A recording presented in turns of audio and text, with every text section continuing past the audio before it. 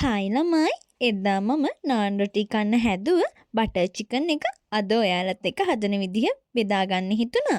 මේක සමහර වෙලාවට අපිට නාන් රොටි කද්දි කඩින් දෙන්නේ නිකම්ම චිකන් ග්‍රේවි එකක් නේ. ඒත් අපි ගෙදරදිම බටර් චිකන් හරියටම හදාගමු. එන්නකො මම මේක හදන විදිහ කියලා දෙන්න. මේ තියෙන්නේ අපිට ඕනි කරන බඩු.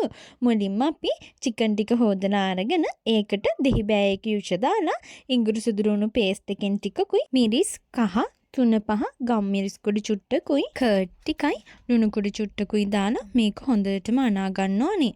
අනලා මේක අපේ ඉතුරු වැඩ ටික ඉවර වෙනකම් පැත්තකින් තියාගන්න. ඊට පස්සේ පෑන් එකක් ලිපේ තියෙන ගින්දර අඩුම කරන ඒකට බටර් ටිකක් දාලා ලොකුවට කපාගත්ත ලුණු කෑලි ටිකක් දාලා මේක චුට්ටක් තැම්බෙන්න දෙන්න ඕනේ. රන්වන් පාට වෙනකම් බැද ගන්න එපා. මේක බැද ගන්න ඕනේ නැහැ. ඊට පස්සේ අර අපි ඉතුරු කරලා තියාගත්ත ඉඟුරු සුදුරුණු පේස්ට් එකෙමුන් චුට්ටක් දාලා ඉඟුරු සුදුරුණු පේස්ට් එකේ සුවඳ එනකන් ඒ ටිකත් බැද ගන්න ඕනේ.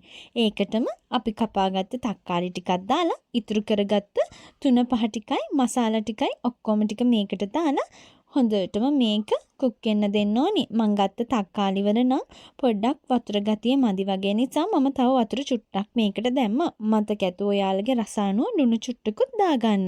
ඊට පස්සේ මේක පියනෙන් චුට්ටක් වහලා තියෙන අපේ තක්කාලි කෑලි ටික පොඩ්ඩක් බෙරි කරගන්න ඕනේ. විනාඩියක් විතර වහලා තිබ්බනම් ඇති.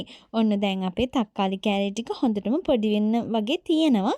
ඊට පස්සේ මේකටම මම රටකජු ටිකක් දාගන්නවා. මෙතනදි මම රටකජු ගත්තේ කජු ගේන්න බැරුණ නිසායි. ඔයාලා ළඟ තියෙනවා නම් මේකට කජු දාගන්න. මොකද මේකේ හරිම රෙසිපි එකේ තියෙන්නේ කජු දාන එක. ඒත් මම නම් රටකජු තමයි දැම්මේ. ඒ ටික චුට්ටක් කලවම් කරලා අපි මේක බෙන්ඩර් කරගන්න ඕනේ. ඔයාලගේ බෙන්ඩර් එකේ රස්න පිටින් බෙන්ඩර් කරන්න බැයි නම් බෙන්ඩර් කරගන්න එපා. හොඳටම නිමෙන්න දීලා බෙන්ඩර් කරගන්න. මම ඊට පස්සේ ඒ පෑන් එකටම පොල් දෙරි චුට්ටක් දාලා අපි අර මේ හොඳට අනලා තියාගත්ත චිකන් කෑලි ටික චුට්ටක් ෆ්‍රයි කරලා තමයි ගන්නෙ.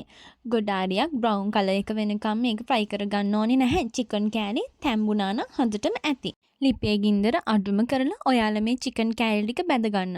මොකද අපි ආයේ මේ චිකන් කෑලි වෙනමම ගොඩාරියක් කුක් වෙන්න තියාගන්නේ නැති නිසා.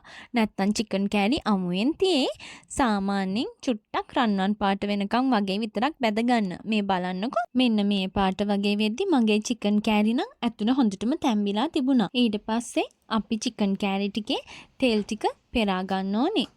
චිකන් කෑලි ටික විතරක් බේරලා ගන්න. ඒ තෙල් ටික හැමම තියන්න. ලිප ඕෆ් කරලා අපි අර බෙන්ඩර් කරගත්ත අපේ තක්කාලි ලුණු ටික තියෙනවනේ.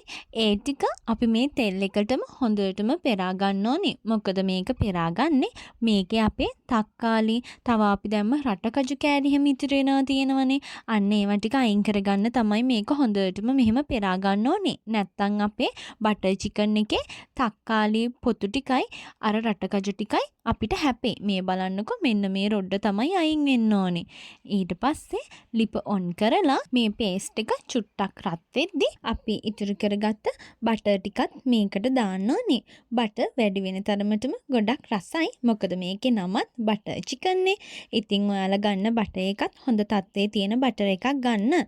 එතකොට තවත් මේකේ රස වැඩි වෙනවා. මතක ඇතුව ලිපේ ගින්දර අඩුවම ප්‍රමාණයේ තියාගෙන මේක රත් වෙන්න දෙන්න ඕනේ. ඊට පස්සේ අපේ බටර් ටික හොඳටම රත් වුණාට පස්සේ බුබුරු දාගෙන එන වෙලාව තියෙනවනේ. අන්න ඒ වෙලාවට අපි අර කලින් බැදලා අරන් තියාගත්ත චිකන් කෑලි ටික තියෙන්නේ. ඒ චිකන් කෑලි ටික මේකට දාලා හොඳට කුක් කරගන්න තමයි තියෙන්නේ. ඔයාලා මේ වෙලාවේදී මේක හැඳිගගාම ඉන්න. චුට්ටක්වත් නතර කරන්නත් එපා. ලිපේ ගින්දර වැඩි කරගන්නත් එපා. මොකද නැත්තම් මේක ලිපේ ගින්දර වැඩි වුණොත් අල්ලන්න බලාවි. එහෙම වුණොත් අපේ බටර් චිකන් එක පිච්චෙයි.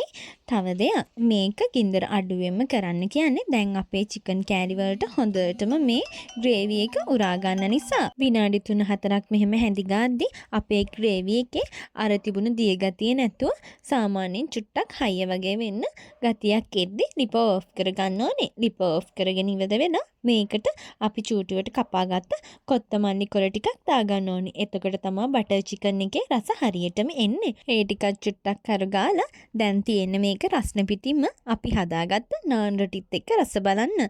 මේක රස්න පිටින්ම කනවනම් ගොඩාරියක්ම රසයි. නිමෙන්න දෙන්න නම් එපා. එහෙම වුණොත් රස නැති වෙයි. මේකට තව ඔයාලා කජු දාගත්තොත් තවත් රස වැඩි වෙයි. මම රට කජු දැම්ම නිසා ඒත් ඉතින් ප්‍රශ්නයක් නැහැ. ගොඩක්ම රසට තිබුණා. ගෙදර හැමෝම රසයි කියලා කෑවා.